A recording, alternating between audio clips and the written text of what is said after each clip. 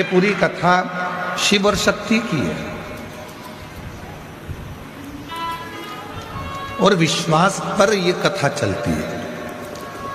ये कोई दूसरी पुराण नहीं है।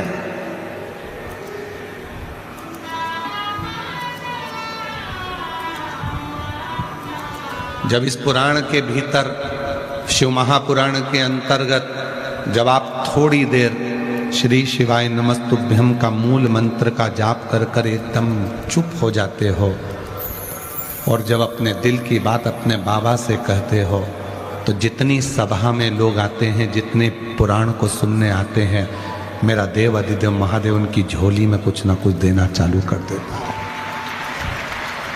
उनकी झोली भरना प्रारंभ कर देता है।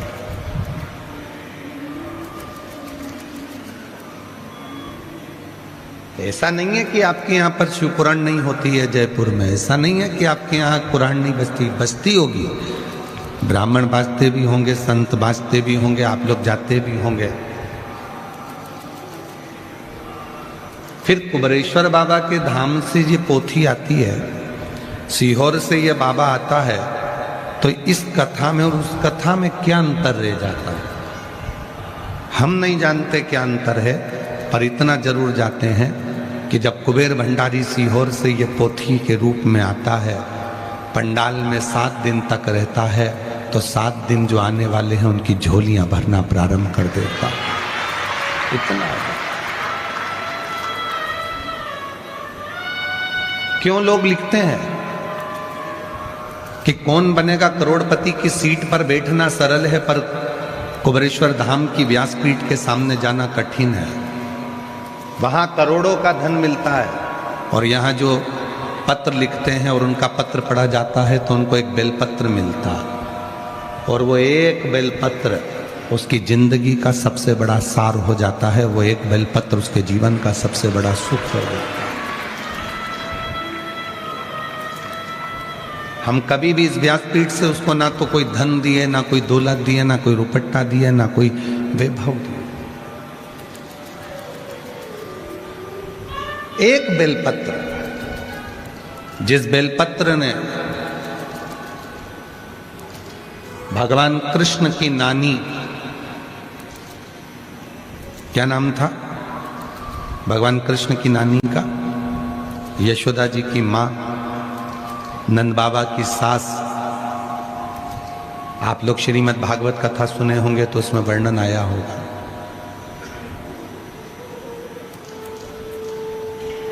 भगवान कृष्ण की नानी, यशोदा जी की मां, नंद बाबा की सास, पाटला देवी, क्या नाम था, पाटला देवी। एक बेलपत्र के बल पर यशोदा जी की जितनी बहन थी सबके घर में बच्चे थे, पर यशोदा जी के घर में संतान नहीं थी। और पाटला देवी माँ यमुना जी के तट पर जाकर पार्थिव लिंग का पूजन करती थी, और पाटला देवी पार्थिव लिंग का पूजन कर कर एक बेलपत्र शिव को समर्पित करती थी।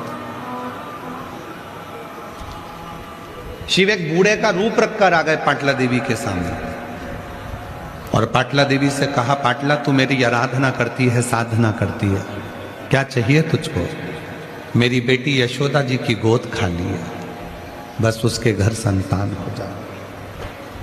ठीक है, इतनी सी बात हो जाएगी। तुम यशोदा जी से जाकर कह दो, नंदराय जी से जाकर कह दो कि श्रावण के महीने की जब पूर्णिमा हो, उस पूर्णिमा के दिन अपने घर पर संत ब्राह्मण को बुलाना, भोजन कराना।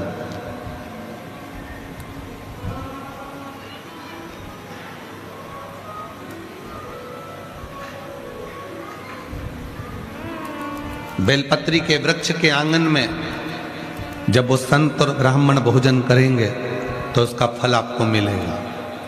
कभी मन कर जाए तुम्हारा शिव महापुराण पढ़ने का तो गीता प्रेस गोरखपुर की शिव पुराण लेकर आना, उसको पढ़ना। उसमें वर्णन आता है कि एक बेलपत्र के वृक्ष की छांव में जब हम किसी ब्राह्मण, संत, साधु, गुरुजन, बहन, बेटी, दामाद, भांजा, भांजी, बेटी, जमाई किसी को भी अगर मुख झूठा कराते हैं तो 1 करोड़ गौदान के बराबर और हजारों अश्वमेध यज्ञ के बराबर पुण्य फल प्राप्त हो जाता है।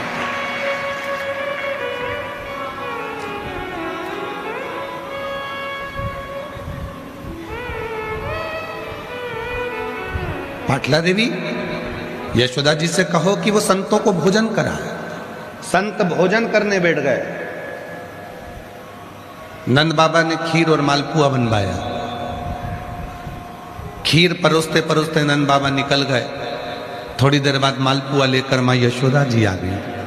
पल्लू डला था लंबा, बहुत लंबा घूंघट, जैसे हमारे राजस्थान की शान है घूंघट, उसी तरह एक लंबा घूंघट यशोदा जी का डला था।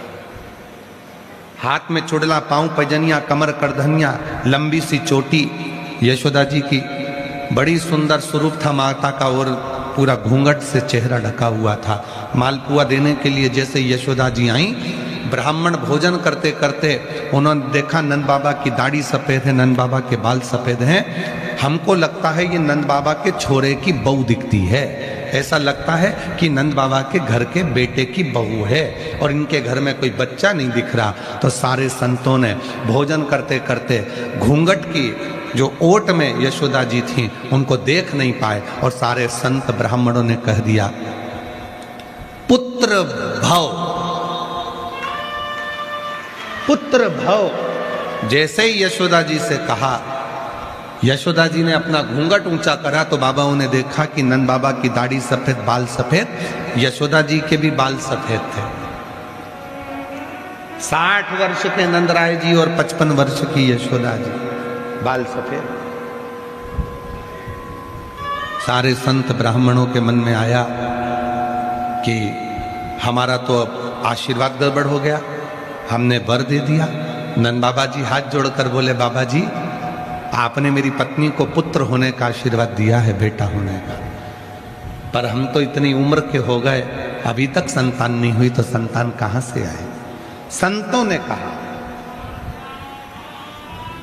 बेलपत्र के वृक्ष की छांव में जब भोजन करता ब्राह्मण कोई वर देता है, वो वर कभी खाली नहीं जाता, और हमने तुम्हें वर दिया। इसलिए लोग स्तुति गाते हैं, उसमें कहते हैं ना जाने किस ऋषि मुनि ने धागा हाथ लपेटा कि नंद घर अनहोनी हो गई बेटी, हो गया बेटा। ना जाने कौन ऋषि ने हाथ पकड़ा।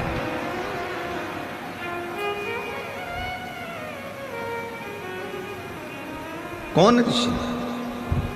और शिव की कृपा ऐसी हुई कि वो यशोदा जी के घर में रात्रि के समय पर कन्या ने जन्म लिया था और संतों की वाणी को पूर्ण करना था, इसलिए परमात्मा ने रात की रात कन्या को बदलकर बेटे को लाकर सुलवा दिया और वो क्रम पुत्र का पूरा पलटता है, चक्र पलटता है।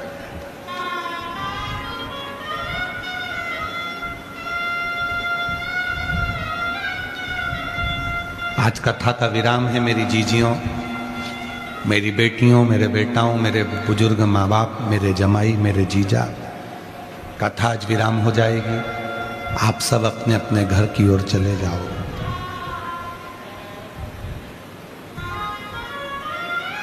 पर मायके में 7 दिन जो आपने शिव महापुराण की कथा इस पंडाल के अंदर बैठकर सुनी है, तुम भले घर चले जाओ, पर 7 दिन जो तुमने बाबा को निमंत्रण दिया है अपने घर में आने के लिए, आपका दुखड़ा मिटाने के लिए, आपकी गोदी भरने के लिए, आपका सुख प्राप्त करने के लिए, मेरा भोले बाबा तुम्हारे पीछे पीछे तुम्हारे घर तक जरूर आएगा और तुम्हारा दुखड़ा मिटाएगा।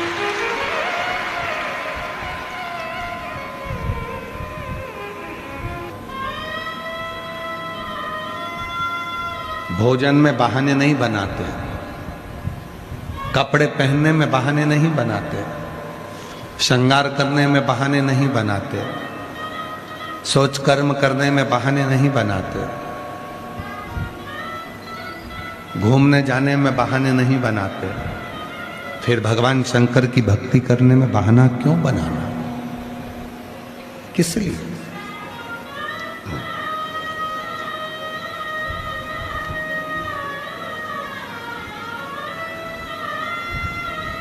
कल एक किसी बहन जी ने कोई मैसेज करा सीहोर, और सीहोर से वो मैसेज आशीष के पास आया और आशीष ने फिर हमें बताया कि गुरुजी बोले कि जब दुख आए तो अपने पुराने समय का, जो तुमने सोमवार का व्रत करा है, जो तुमने प्रदोष करी है, जो तुमने व्रत धारण करा है, तुमने शिव जी को जल चढ़ाया है, पार्वती मैया अपने बचपन के किए हुए पुण्य को याद करती है,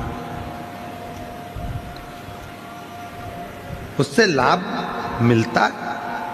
तो हम निवेदन करेंगे जिन्होंने मैसेज करा उनको कि आप प्रैक्टिकल करिएगा। जब दुख की घड़ी हो, आपका पूर्व का एक लोटा जल याद करिए, बचपन में करा हुआ सोमवार का व्रत, शिवरात्रि का व्रत याद करिए, वो आपके स्मरण में रहना चाहिए।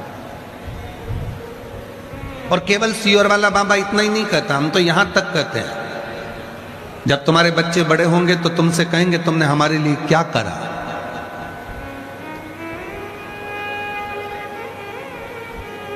तो इसलिए निवेदन है, तुम्हारे बच्चे बड़े हों उससे पहले, जब तक बच्चे छोटे हैं, और उनकी गंदगी तुम साफ करो पानी डालकर, तो फोटो खींच खींच के रख लो, थोड़ी सी वीडियो बना के रख लो। जैसे ही बच्चा बोले कि तुमने हमारे लिए क्या करा, तो उसकी वीडियो चलाकर उसको दिखा देना, ये धोने के लिए तेरे ससुराल वाले नहीं आए थे, तेरी माँ ने धोया था। ये धोने के लिए तेरे परिवार वाले दूसरे नहीं आए थे, कोई दूसरा नहीं आया था, तेरी माँ ने धोई थी ये गंदगी। इसलिए अपने अपने बच्चों के गंदगी धोते समय एक एक फोटो खींच के रख लो। जब बच्चे कहें कि तुमने हमारे लिए क्या करा, तो वो फोटो निकाल कर दे देना, ये देख इतना सा था, धोना तक नहीं आता था, हमने धोया, हमने। और जो कहते हैं तेरे दोस्तों वो नहीं आए थे, ना तेरी आंटी आई थी, ना तेरे अंकल आए थे, हम केवल मैं धोती थी गंदगी को। बच्चे को हॉस्पिटल लेकर जाओ तो एक फोटो खींच कर रख लो, कोई नहीं आया था तेरी दुख की घड़ी में जब तू बीमार पड़ा था, ये थी तेरी माँ, तेरा बाप सामने खड़ा था, फोटो दिखाना।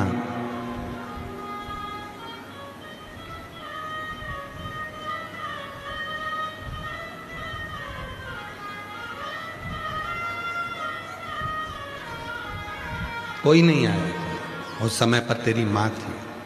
अपने पुराने समय का स्मरण करो, बिल्कुल मत भूलो। कई सास अपनी अपनी बहुओं को अपनी अपनी पुरानी बात बताते हैं, भैया ऐसी गरीब परिस्थिति थी, भैया हमारा जीवन ऐसा था, भैया हमारा ऐसा जीवन था। बहुओं को लगता है क्या मम्मी तुम घिसी पिटी वही बात कहती हो। मम्मी इसलिए घिसी पिटी बात कहती है कि मम्मी चाहती है कि तू संभाल के चलना, अभी तो भगवान ने दिया है, उसको पकड़ कर चलना, कहीं हमारी जिंदगी जैसी जिंदगी तेरी ना हो जाए, इसलिए तुझे सुना सुना कर तुझे संभालना सिखा रही। और बहू को क्या लगता है कि मम्मी वही पुरानी पुरानी बातें घिसती रहती हैं, हमारी सास ऐसी थी, हमने ऐसा करा, हमने चूल्हे पे रोटी बनाई, हमने ये करा, हमने वो करा, हमने ये करा, हमने वो करा।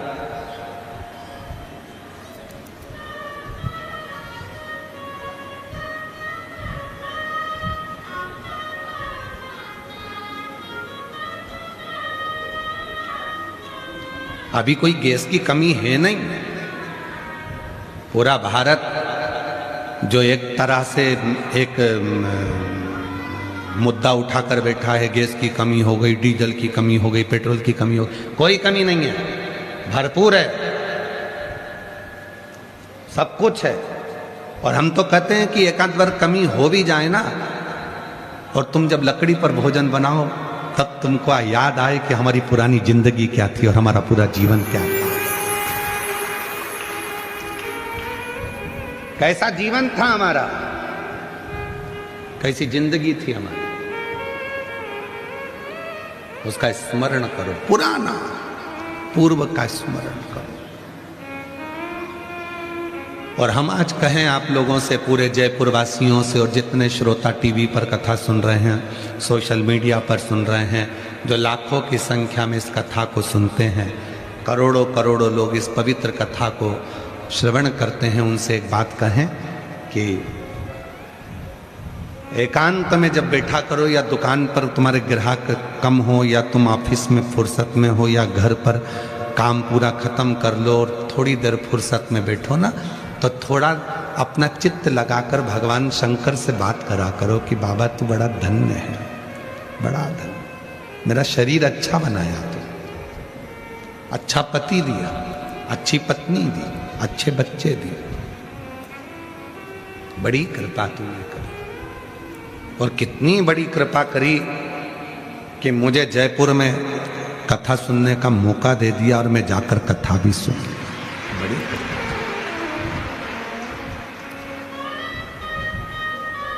जो जैसी भावना लाया वो वैसा ही फल पाया, नहीं खाली उसे लौटाया, वो मन ही मन हर्षाया, और कर दिया माला माल काशी वाले ने, लुटा दिया भंडार काशी वाले ने, लुटा दिया भंडार काशी वाले ने, कर दिया माला माल काशी वाले ने।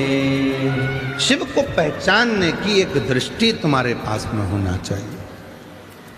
भक्ति को जानने में जितना व्यक्ति बहुत उन्नति की सीढ़ी पर चढ़ता चले जाता है, वो धीरे धीरे अपने सनातन धर्म पर उंगली उठाने लगता है।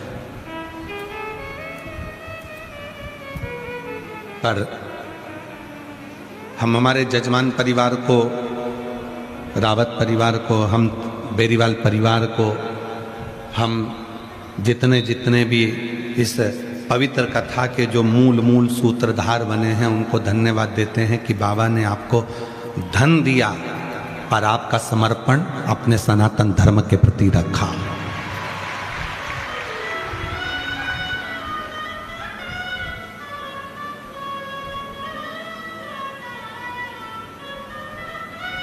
जयपुर में हड्डी के डॉक्टर हैं क्या? जम के तो बोलो।